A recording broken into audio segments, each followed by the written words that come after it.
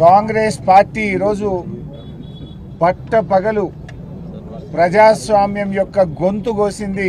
ఈరోజు కాంగ్రెస్ పార్టీ శాసనసభ బయట ప్రశ్నిస్తే కేసులు, అక్రమ అరెస్టులు, శాసనసభలో ప్రజల పక్షాన ప్రశ్నిస్తే గొంతు నొక్కడము, సస్పెన్షన్లు. ఇది ప్రజాపాలన, ఇది కాంగ్రెస్ మార్కు ప్రజాపాలన. ఇలా జగదీష్ రెడ్డి గారు ఏమడిగారు? ఈ ప్రభుత్వ వైఫల్యాలను ఎత్తి చూపారు. గవర్నర్ గారి ప్రసంగంలో తప్పులను ఎత్తి చూపే ప్రయత్నం చేశారు. మధ్యలో కాంగ్రెస్ పార్టీ మంత్రులు, విప్పులు అడ్డుకునే ప్రయత్నం చేస్తే, అధ్యక్ష మా అందరికీ మీరు పెద్దవారు, మీరు మా హక్కులు కాపాడాలి, మా హక్కులు కాపాడండి అని ప్రశ్నించిన పాపానికి ఇవాళ జగదీష్ రెడ్డి గారిని మొత్తం సెషన్కు సస్పెండ్ చేశారు. అంటే శాసనసభ అనేటువంటిది ఇవాళ ఉన్నది ఎందుకు? ప్రతిపక్షం ప్రశ్నించడానికే ఉంటుంది, ప్రభుత్వ తప్పిదాలను ఎత్తి చూపడానికే ఉంటుంది, ప్రజల కష్టాలను శాసనసభ ద్వారా ప్రభుత్వం దృష్టికి తీసుకుపోయి పరిష్కరించడానికే ప్రతిపక్షం ఉంటుంది. ఇవాళ జగదీష్ రెడ్డి గారు ప్రశ్నిస్తుంటే తట్టుకోలేక ఉద్దేశపూర్వకంగా ఒక పథకం ప్రకారంగా జగదీష్ రెడ్డి గారిని సస్పెండ్ చేశారు. మాట్లాడితే దళిత స్పీకర్ అని చెప్పి ఇవాళ ఒక రకంగా ఆయన స్థాయిని, ఆయన గౌరవాన్ని తగ్గించే విధంగా కాంగ్రెస్ పార్టీ ప్రయత్నం చేసింది. గౌరవనీయులు కేసీఆర్ గారు ఆ రోజు ప్రసాద్ గారి పేరును ప్రభుత్వం ప్రతిపాదించగానే ఏకగ్రీవంగా ఎన్నుకోవడానికి సహకరించింది కేసీఆర్ గారు, బీఆర్ఎస్ పార్టీ. అంటే మాకు ఆయన మీద ఉన్న గౌరవం ఇవాళ ప్రపంచంలో ఎక్కడ లేని విధంగా 125 అడుగుల అంబేద్కర్ విగ్రహాన్ని పెట్టి దళిత జాతి గౌరవాన్ని పెంచింది బీఆర్ఎస్ ప్రభుత్వం.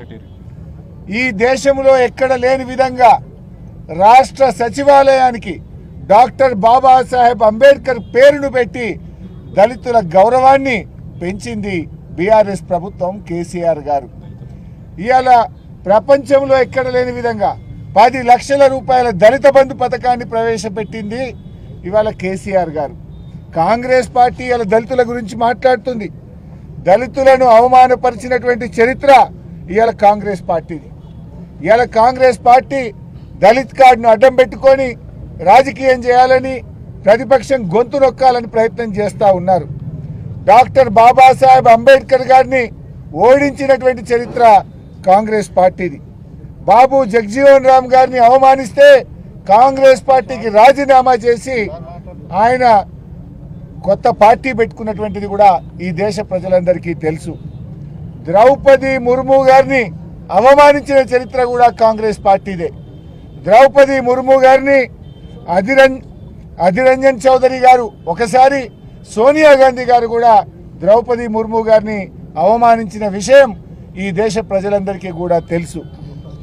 అంటే ఇవాళ దళితులను అవమానించిన చరిత్ర ఇవాళ కాంగ్రెస్ పార్టీది.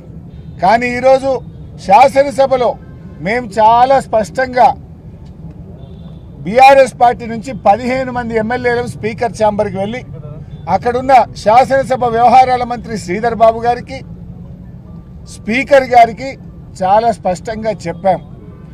గౌరవ సభ్యులు జగదీష్ రెడ్డి గారు మాట్లాడిన దాంట్లో ఏమాత్రం తప్పు లేదు. ఒకవేళ మీరు తప్పుందని భావిస్తే అన్ని పార్టీల ఫ్లోర్ లీడర్లను పిలవండి, వీడియో పెట్టి మాకు చూపించండి అని మేము అడిగాం. ఒకవేళ తప్పుంటే మేము క్షమాపణ చెప్పడానికి, బేషరతుగా వ్యాఖ్యలు ఉపసంహరించుకోవడానికి మేము సిద్ధంగా ఉన్నాము అని కూడా స్పష్టంగా చెప్పాం. ఎందుకు చెప్పాం? మేము సభ జరగాలి. రాష్ట్రంలో రైతులు కష్టాల్లో ఉన్నారు, పంటలు ఎండిపోతా ఉన్నాయి, రైతులు ఆత్మహత్యలు చేసుకుంటున్నారు, విద్యార్థులు ఫీజు రియంబర్స్మెంట్ రాక ఇబ్బంది పడుతున్నారు, ఉద్యోగులు పెన్షన్దారులు ఇబ్బంది పడుతూ ఉన్నారు, అన్ని వర్గాల ప్రజలు కష్టాల్లో ఉన్నారు. ప్రజా సమస్యలపై చర్చ జరగాలని మేమే ఒక అడుగు ముందుకు వేసి చాలా స్పష్టంగా చెప్పాం. నిజానికి జగదీష్ రెడ్డి గారి వ్యాఖ్యల్లో తప్పే లేదు. ఆయన ఎక్కడ కూడా అన్పార్లమెంటరీ లాంగ్వేజ్ ఉపయోగించలేదు. అయినా కూడా పెద్ద మనసుతో సభ జరగాలి, ప్రజా సమస్యల మీద చర్చ జరగాలి, శాసనసభలో మరి అన్ని విషయాలు కూడా ప్రస్తావించాలనే ఉద్దేశంతో మేము స్పీకర్ గారిని, ఎల్ఏ మినిస్టర్ గారిని కలిసి చెప్పాం. మరి చెప్పినప్పుడు మాకు అవకాశం ఇవ్వాలి కదా. నిజంగా ఉరి తీసేటప్పుడు కూడా నీ చివరి కోరిక ఏందని అడుగుతారు. మేము ముందే పోయి చెప్పడమే కాదు, మీడియాకు కూడా వెళ్ళి మా మాజీ శాసనసభ వ్యవహారాల మంత్రి ప్రశాంత్ రెడ్డి గారు చెప్పారు, మేము స్పీకర్ను, ఎల్ఏ మినిస్టర్ను కలిసాము, మేము క్షమాపణ చెప్తాం, వెనక్కి తీసుకుంటాం, ఎందుకంటే ప్రజా సమస్యల కోసం తప్పు చేయకపోయినా చెప్తామని కూడా స్పష్టంగా చెప్పాం. మీడియాకు చెప్పాం, ఎల్ఏ మినిస్టర్కి చెప్పాం, స్పీకర్ గారికి చెప్పాం. అంటే దీన్ని బట్టి ఏమర్థమవుతుంది?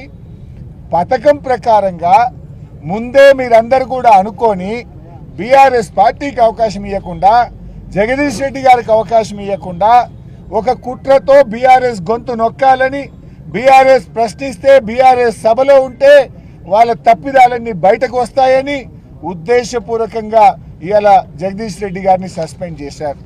ఇవాళ ఆ సభలో వారు ఒక విషయాన్ని ప్రస్తావించారు. కౌలన్ షెట్గర్ పుస్తకంని తీసి సభలో మాట్లాడారు. వాళ్ళు చేసిన ఆరోపణ ఏంది?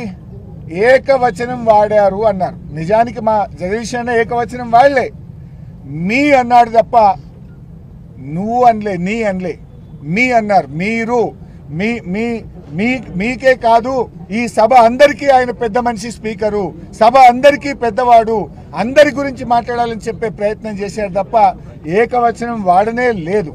బట్ అయినా కూడా కౌలన్ షెట్గర్ పుస్తకంలో చాలా స్పష్టంగా చెప్పింది ఏంటంటే, there is no specific rule in the constitution or Kaulan Shedgar that bans the word you. అంటే ఏకవచనం వాడని కాన్స్టిట్యూషన్లో కానీ, కౌలన్ షెట్గర్ ఏదైతే మనం పార్లమెంట్లో, శాసనసభల్లో ప్రామాణికంగా తీసుకునే పుస్తకంలో ఎక్కడ కూడా ఆ పదాన్ని బ్యాన్ చేయలేదు అని చాలా స్పష్టంగా చెప్పారు. మేము ఏకవచనం వాడనే లేదు.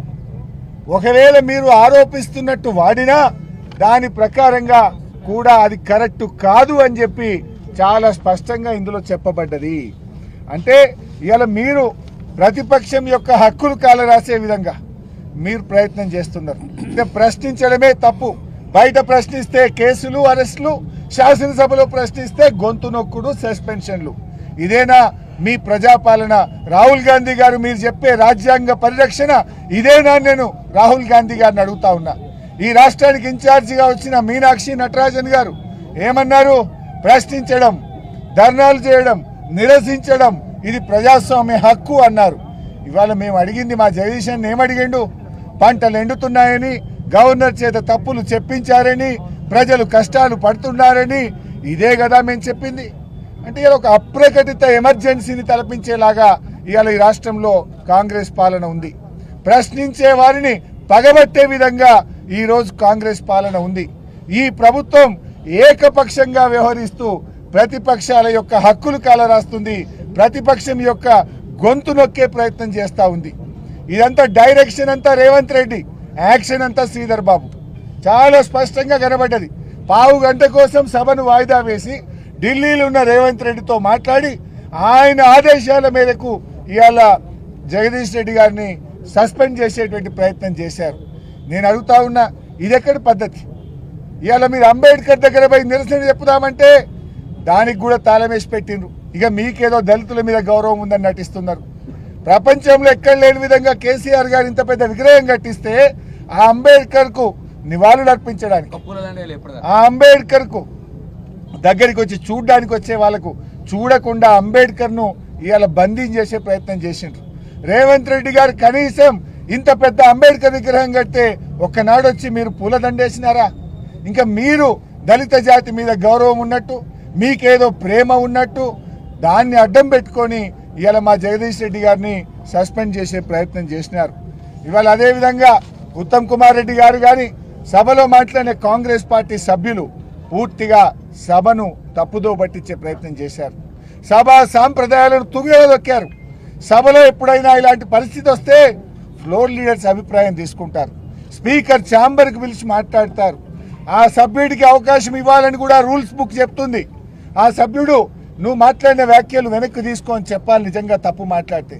సభ్యుడికి అవకాశం ఇవ్వకుండా ఫ్లోర్ లీడర్స్ అభిప్రాయం తీసుకోకుండా కనీసం చర్చించకుండా అయినా మేమే పెద్ద మనసుతో రాష్ట్రంలో ఉన్న ప్రజల యొక్క కష్టాలను సమస్యలను దృష్టిలో పెట్టుకొని ఒక అడుగు ముందుకు వేసి మేము మా వ్యాఖ్యలు ఉపసంహరించుకుంటాము, మేము హుందాగా ఈ సభ జరగడానికి సహకరిస్తామని చెప్తే మీరు ఒక పథకం ప్రకారంగా బీఆర్ఎస్ కు మైక్ ఇస్తే వాళ్ళు చెప్తారు కనుక అప్పుడు సస్పెండ్ చేయడానికి అవకాశం ఉండదు కనుక చెప్పడానికి అవకాశం ఇవ్వకుండా మైకు ఇవ్వకుండా ఓన్లీ కాంగ్రెస్ పార్టీ వాళ్ళని 4-5 మాట్లాడించి ఇదే సభ అభిప్రాయం అని ఇదే మూడ్ ఆఫ్ ద హౌస్ అని చెప్పి సభను తప్పుదో పట్టిస్తూ సభా సాంప్రదాయాలను తుంగలో దొక్కుతూ ఈరోజు ఏకపక్షంగా సస్పెండ్ చేశారు. ఇది ప్రజాస్వామ్యంలో చీకటి రోజు, శాసనసభ చరిత్రలో ఇట్స్ ఎ బ్లాక్ డే. దీన్ని తీవ్రంగా మేము ఖండిస్తూ నిరసిస్తాం.